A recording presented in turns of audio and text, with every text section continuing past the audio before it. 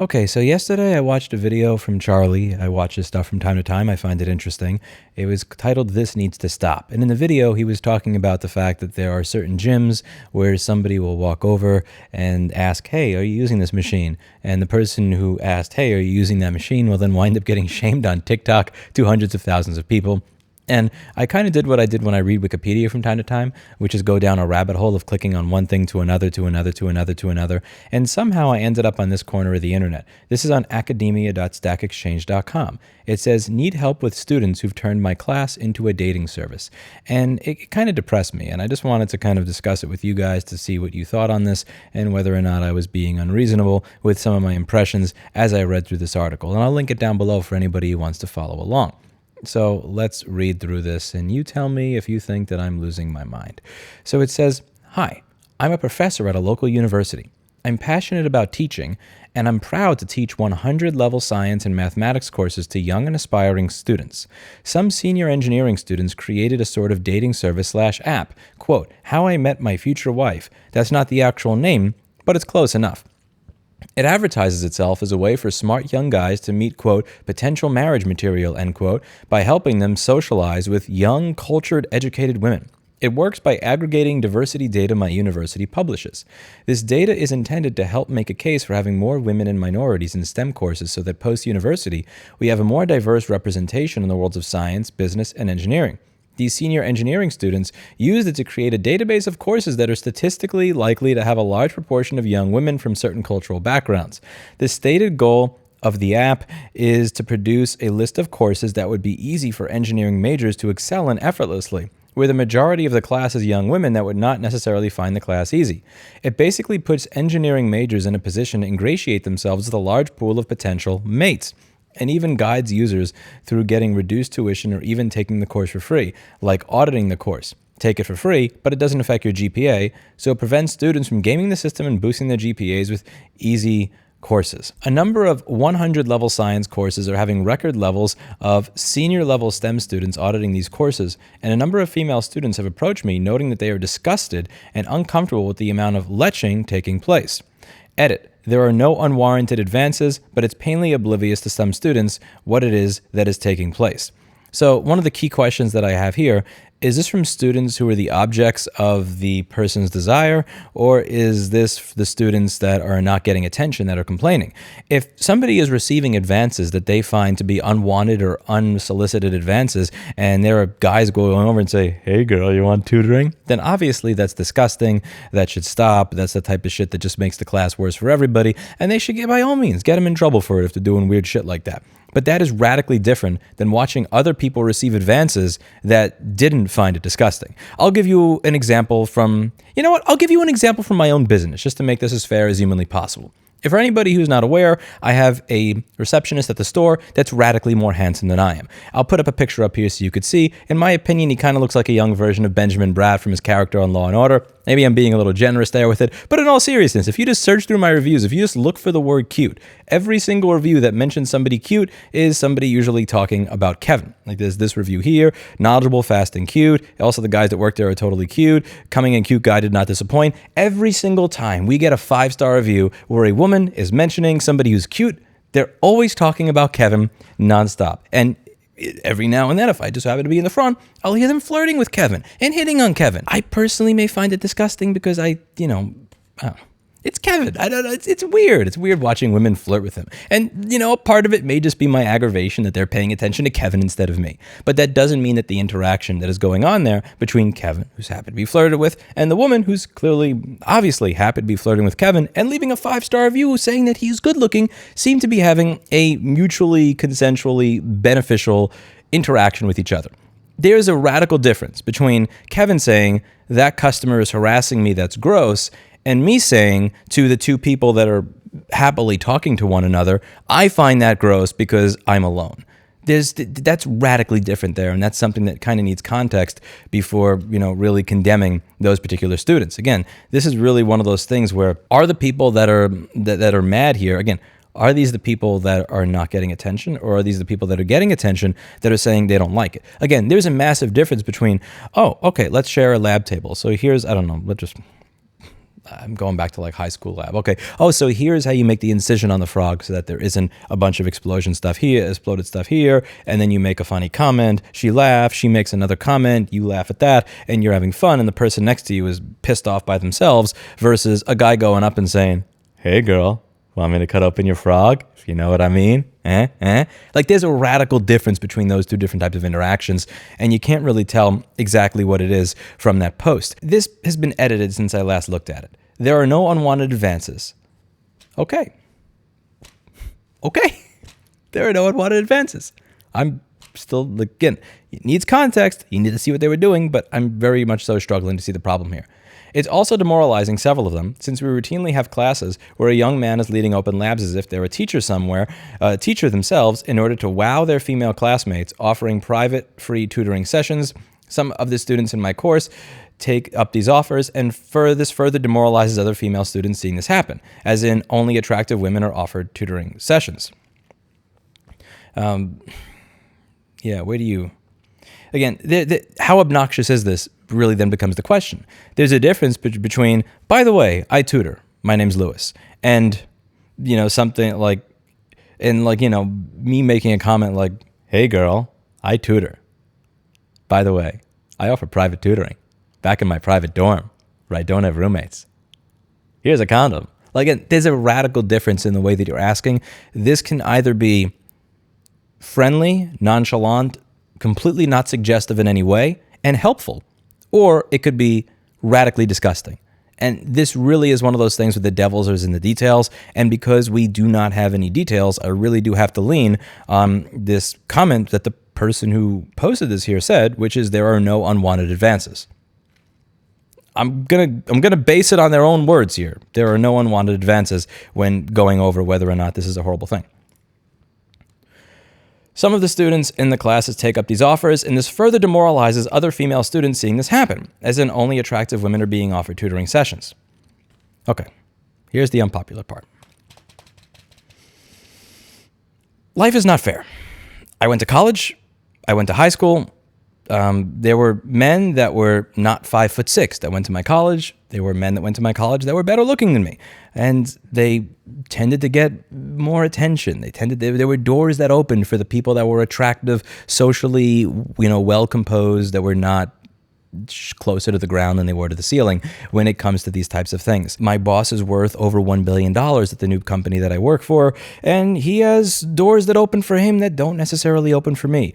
Welcome to real life. You're not entitled to free tutoring from seniors that know the subject well. Ugly people like myself were able to get tutoring in college, albeit, probably with people that were less willing to help than if I looked like Brad Pitt. Does anybody remember those TV shows? Those horrible daytime television shows they used to have that would air at 2 or 3 or 4 o'clock back in the day, on Channel 4 or 5 or 7 in New York City, ABC, Fox, CBS. They used to have these horrible, horrible dramas. And every now and then, if I stayed home sick, I'd have nothing else to watch because I didn't have cable, so I'd have to watch this stuff. Now, you would see something where there's there was this dreamy, hunky guy, and he would get detention or something, and, he would be horribly stupid, and he would fail his test, and then there'd be this nerdy girl that drools over being able to tutor the bad boy.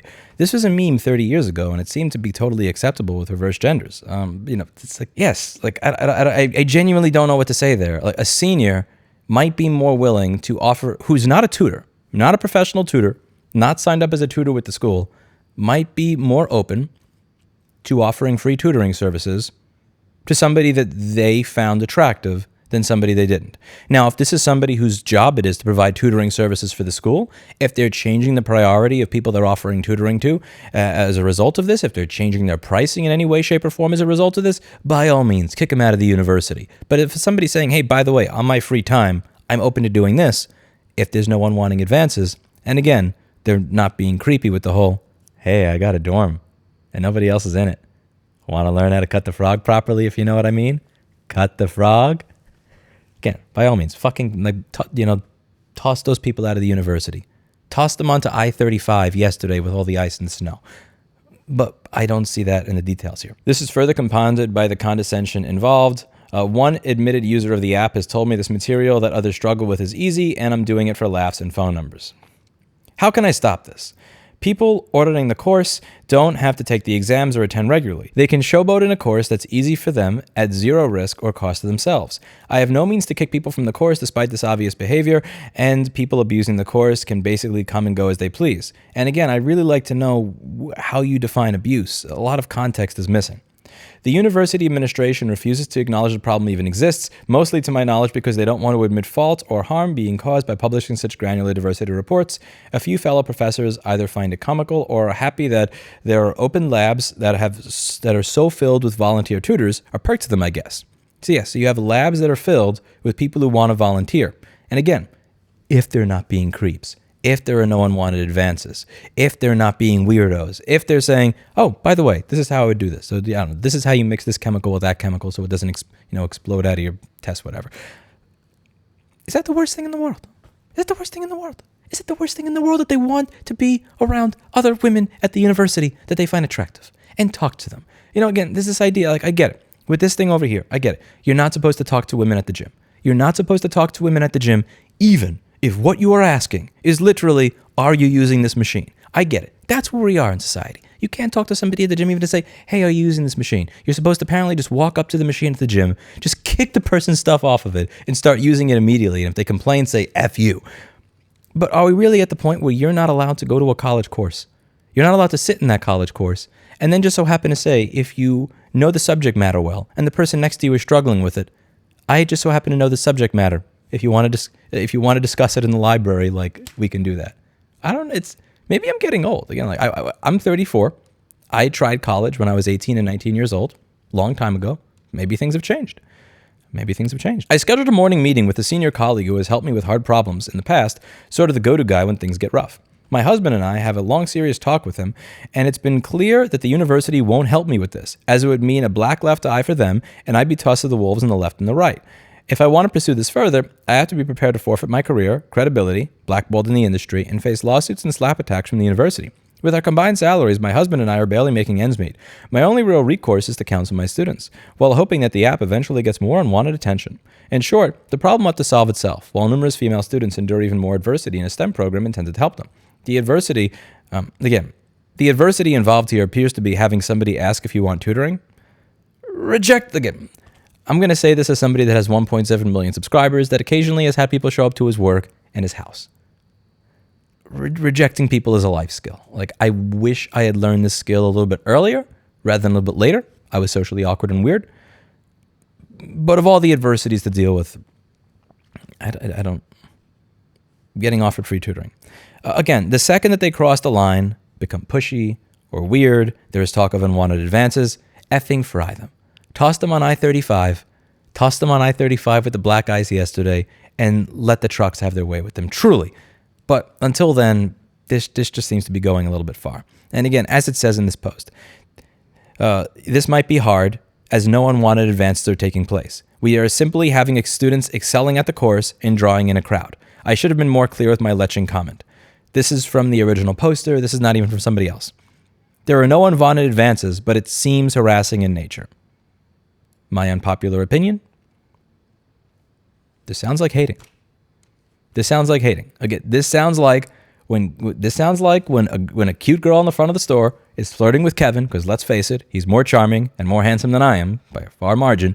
And I walk by and I'm like, this is, yeah. One way to stop it can be to have strict rules, no more help than to a specific level. See, the thing there, Loke, is that you either have like a couple of large overarching rules, or you have the tyranny of tens of thousands of petty ones. And like, think about that.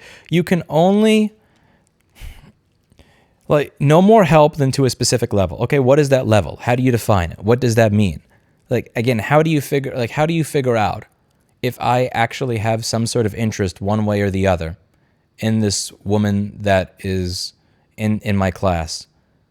Like, how do you determine that? Who determines that? Who is the policeman of that? It's really, really hard. Again, you could either have like a couple of really, really basic rules that are obvious that everybody agrees on. You can have, tens of thousands of teeny tiny rules that attempt to describe what you're allowed to do in any situation that just wind up being complete aggravation. And I find anytime you can't get people to agree or on like the on let's say a zoomed out big picture set of rules, when there's general disagreement on like the micro stuff, that's where it just becomes a tyranny of millions of little things. Like, if you can't have most of the worst rules that I've had to come up with as a business that I end up revoking are when I hire somebody where I cannot rely on you having common sense. When I try to put into rules common sense, I wind up coming up with all these things that make life harder, more miserable, and more aggravating for everybody, just because one person didn't have basic common sense to do something right. And like, I always think to myself, I should probably come up with these rules anyway. But then, like, as time goes on, no, the right thing to do is to, hire people that have a certain baseline of common sense so that we're all on the same page. How you do that in a modern day college, I have no idea. I'd say having a nice looking friendly guy as a point person is a win-win. Yeah, why not? I take it you sort of volunteered to do the 100-level courses, but even so, you are entitled to the support of your own head of department. I know that math chairs are usually introverts and loath to discuss these things, but whoever wears the badge has to face up to the bad guys. It's the main part of any management job. Honestly, I feel that this phenomenon is serious enough and topical enough these past years that you should apprise your college dean of it. Bring a male coworker to these meetings. If you can't find one among the university faculty, bring one in from outside, a lawyer, a friend, or relative. Otherwise, you could be into a he said, she said scenario. The fact that this is happening more dramatically in STEM isn't any reflection of a lack of anticipation on your part. It's a reflection of the total lack of appreciation of such potentialities within a college environment by more senior faculty who really should have the sensibility to foresee it.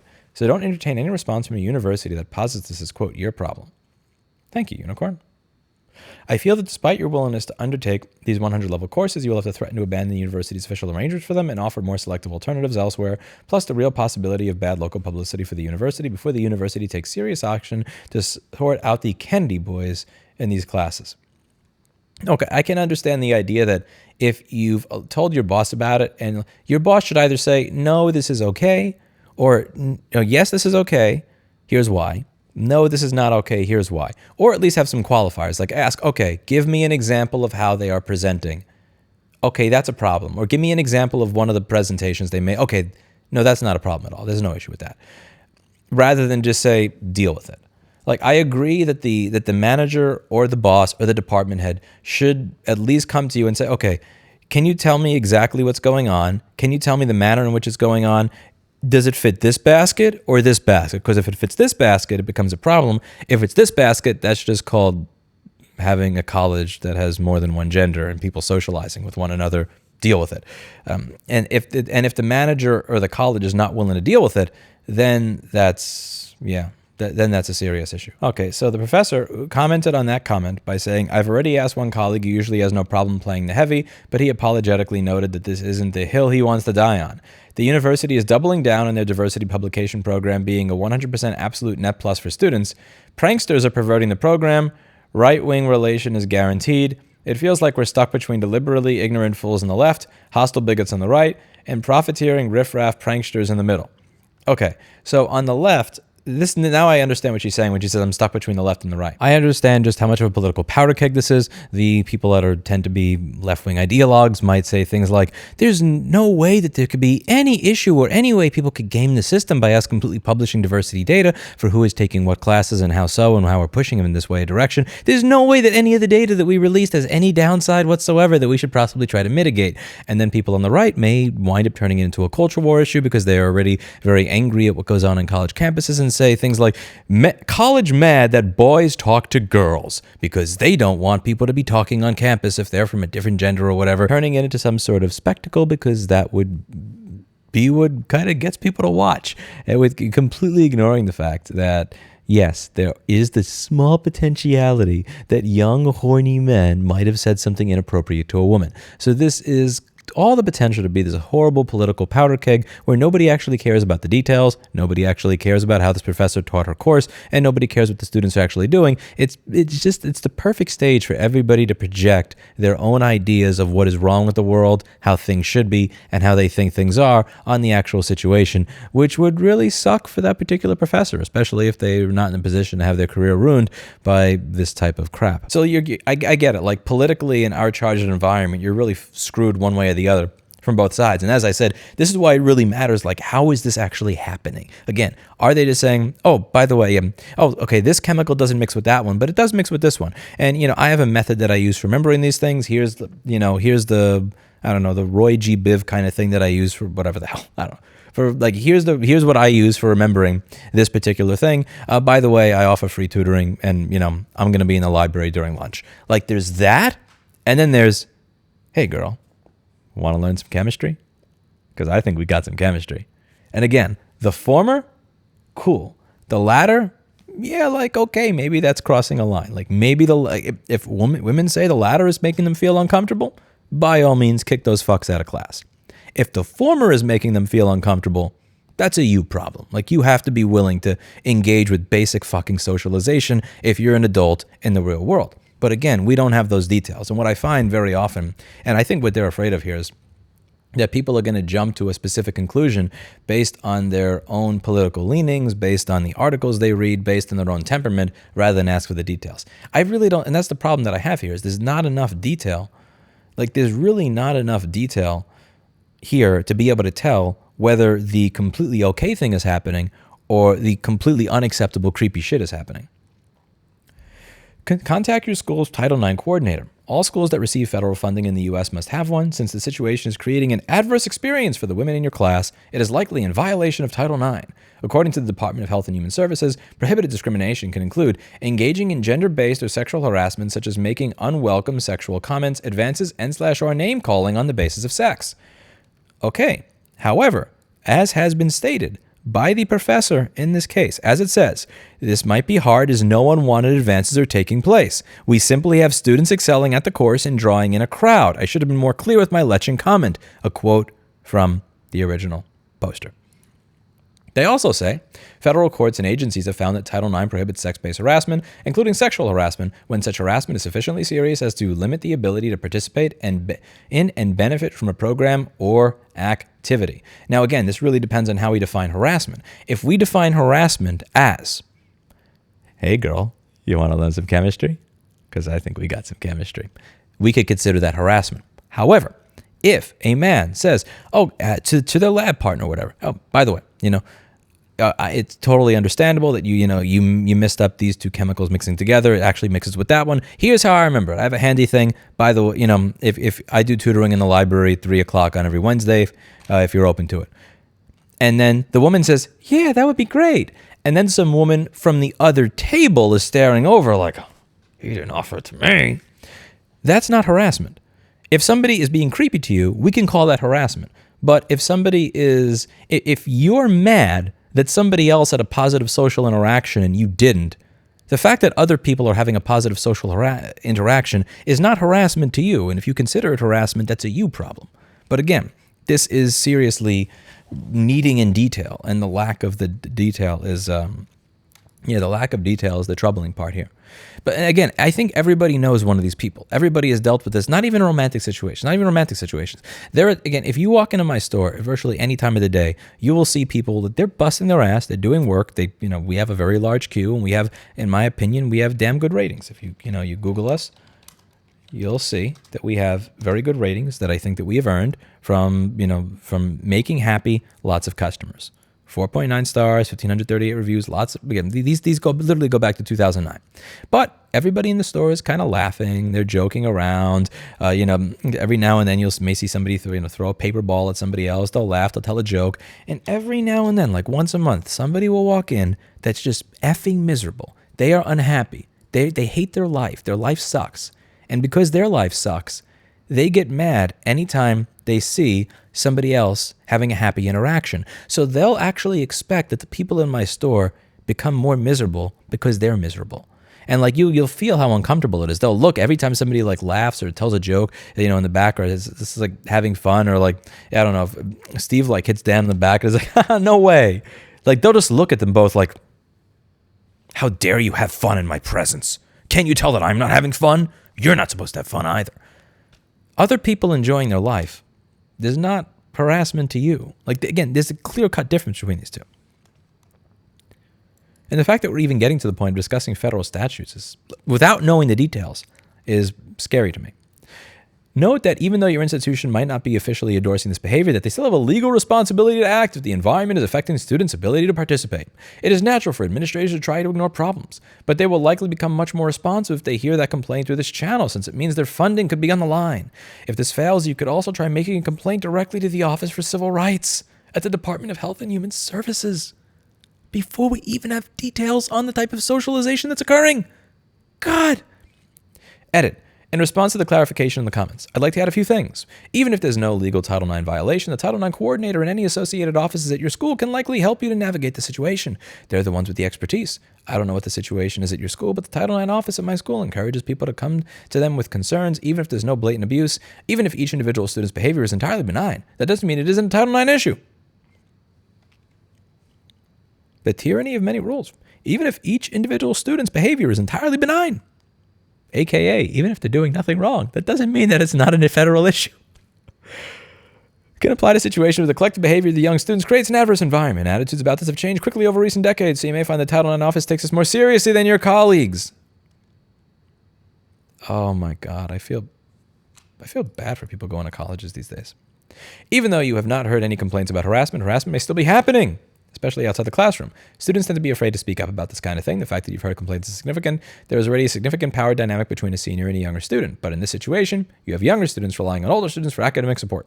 To top it off, the seniors are acting collectively, which means that they can rely on each other for support in normalizing bad behavior. The situation is ripe for abuse. Again, if there are no tutoring services at the school, if the people that actually run the proper tutoring services that are advertised by the school, you'll see this from time. There'll be a bulletin board, and it'll say, the college has these people employed by the institution that are going to be providing this tutoring at this time. If those people are excluding people based on who they find hot, by all means, toss them onto I-35. That's different.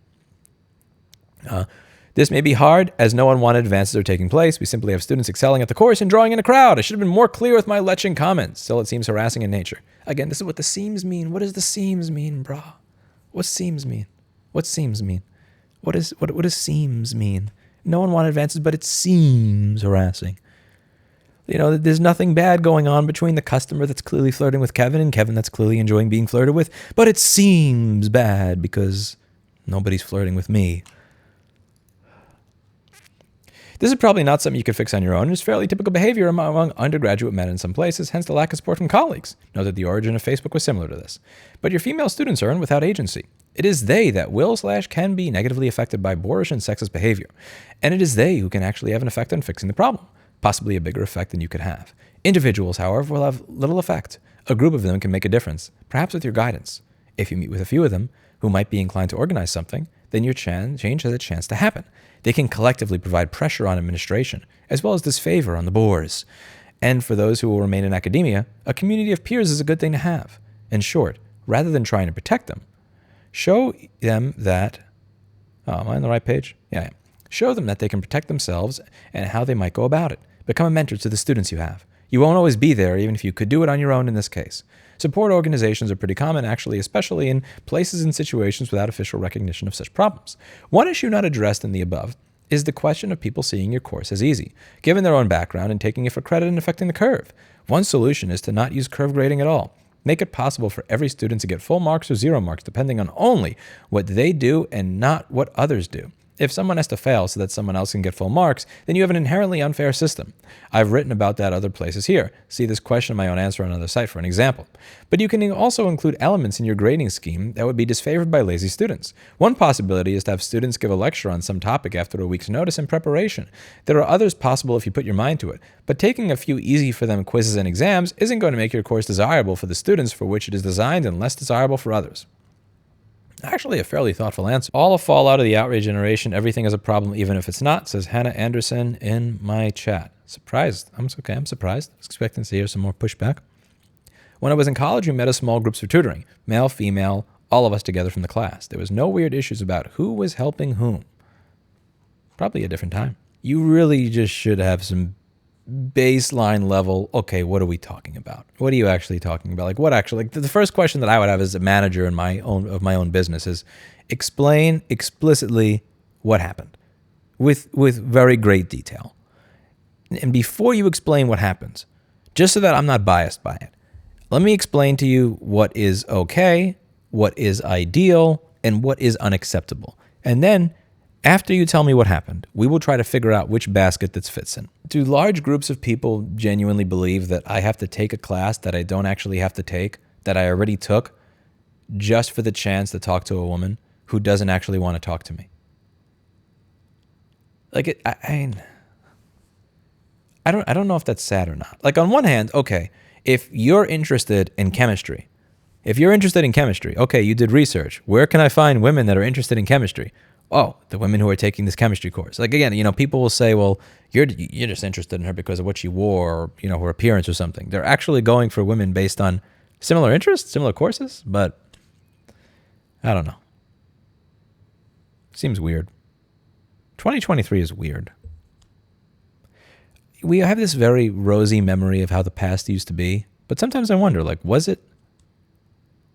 Like, is that a fallacy that the past is better, or was the past actually simpler and this stuff just weird? Let me know in the comments down below. That's it for today. And as always, I hope you learned something. I'll see you all in the next video.